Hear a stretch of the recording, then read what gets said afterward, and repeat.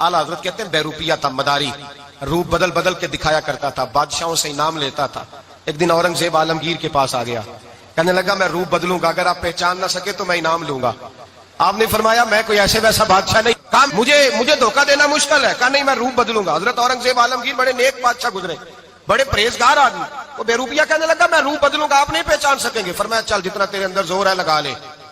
हजरत ने ऐलान किया कि मैंने फौजी भर्ती कर दे, 2 माह के बाद टेस्ट होगा। वो 2 महीने दौड़ता रहा, रंग रूप बनाता रहा, आया टेस्ट देने, 2-3 सिपाहियों का इम्तिहान लिया, उसकी बारी आई तो 10 रुपए दिए, कहने लगे तेरे आने जाने का कराया मैंने तुझे पहचान लिया है।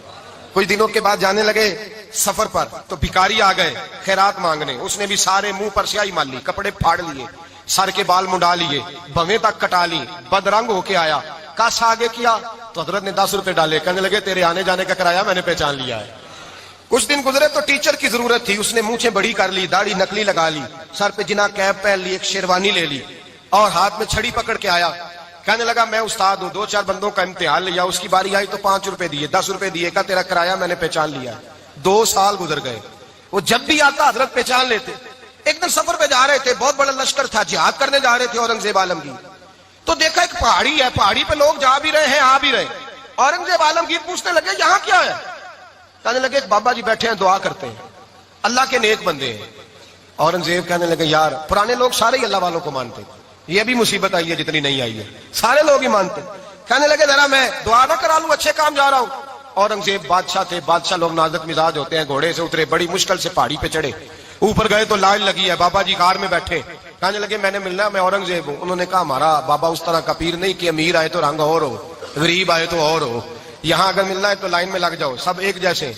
अब लाइन में खड़े हो गए, 50 आदमी आगे थे, कहते 51वां नंबर था, थक गया धूप में खड़ा खड़ा। जब मैं पहुंचा गार के दहाने तो मैंने बाबा जी के चेहरे पे नजर डाली तो बड़ा नूरानी चेहरा, बड़ी खूबसूरत लबो लहजा।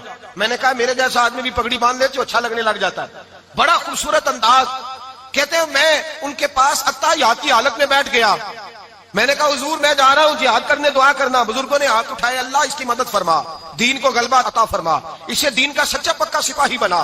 फिर थपकी दी, 2-4 नसीहतें भी कर डाली, देखना जुल्म न करना, ज्यादती न करना, जब तू जीत फखर न करना, गुरूर न करना, नसीहतें भी कर दी। कहते हैं अब जब मैं उठा तो 2-4 दिनार बतौरे नजराना मुसल्ले के नीचे रखे, और उल्टे कदम जब मैं गार से उतरा उन्होंने रुमाल झाड़ा रोट के खड़े हो गए, कहने लगे आज नहीं तूने पहचाना, आज नहीं तूने पहचाना, मेरा इनाम बनता है, आज नहीं पहचाना, ला पैसे।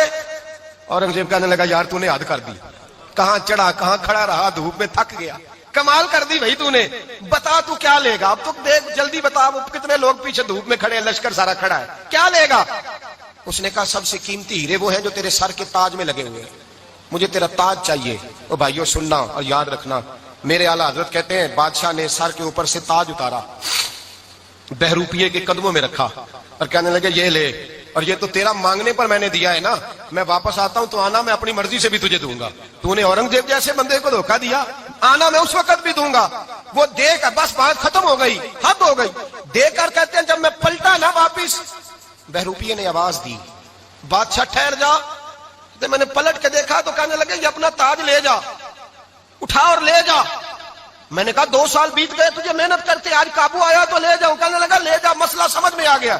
मैंने कहा मुझे भी तो समझाना। तो कहते हैं वो फूट फूट के रोया, उसकी आंखें बरस पड़ी, सैलाब की तरह आंसू बह निकले, तड़पा और रो के कहने लगा बादशाह मैंने झूठ मूठ रसूलुल्लाह की गुलामी इख्तियार की थी, झूठ मूठ की दाढ़ी, झूठ मूठ की पगड़ी, झूठ मूठ का फकर, मैंने झूठ मूठ नबी पाक का लिबास पहना है, तो तेरे जैसे बादशाहों के ताज मेरे कदमों में आ गए हैं। अगर मैं सचमुच रसूलुल्लाह का गुलाम बनूंगा तो अल्लाह क्या कुछ अता फरमाएगा।